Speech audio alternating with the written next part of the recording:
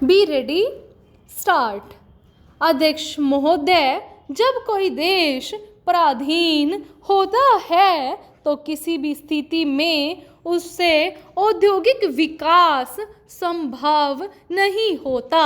शासन करने वाला देश यह कभी नहीं चाहता कि पराधीन देश का औद्योगिक विकास हो और वह आर्थिक रूप से समृद्धिशाली बन सके। ऐसा होने से उसे अपनी प्रभुसत्ता बनाए रखने में कठिनाई पैदा हो जाती है और इसलिए वह चाहता है कि राजनीतिक रूप से पराधीन देश आर्थिक रूप में भी पराधीन बना रहे। अपने देश भारत का उदाहरण हमारे सामने है। जब तक यहाँ अंग्रेजों का राज्य रहा तब तक उन्होंने यहाँ किसी भी उद्योग को पनपने नहीं दिया और इस प्रकार वह हमारी प्रगति के मार्ग में सदा ही रोड़े अटकाते रहे। अभी हाल ही में कुछ आंकड़े प्राप्त हुए हैं जिनसे ज्ञात होता है कि भारत ही नहीं एशिया में कुछ और देश भी ऐसे हैं जिन्होंने स्वाधीनता प्राप्ति के बाद भारी औद्योगिक प्रगति की है। कोरिया भी एक ऐसा ही देश है जिसे भारत से कुछ ही वर्ष पहले आज़ादी मिली थी। आंकड़ों से पता चलता है कि आज़ादी से पूर्व 1944 में वहाँ जितना औद्योगिक उत्पादन एक वर्ष में होता था, अब उतना उत्पादन वह देश केवल 12 दिन में कर लेता है।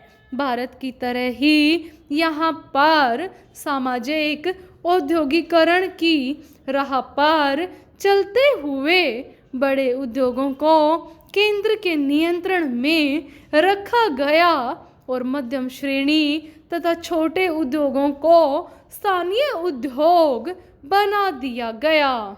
इसके साथ यहाँ छोटे उद्योगों को अधिक महत्व दिया गया। आज यहाँ के छोटे उद्योगों में विभिन्न प्रकार का उत्पादन हो रहा है।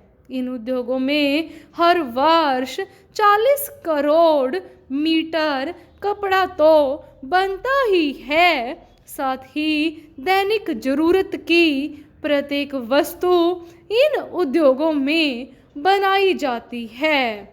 यह सामान यहाँ इतनी मात्रा में बनता है कि इससे यहाँ के लोगों की ज़रूरतें पूरी हो जाती हैं।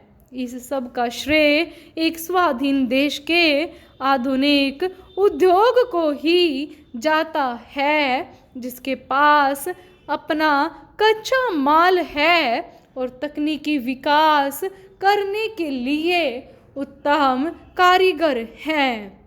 उत्तर कोरिया की सबसे बड़ी सफलता रेलवे का विद्युतीकरण है।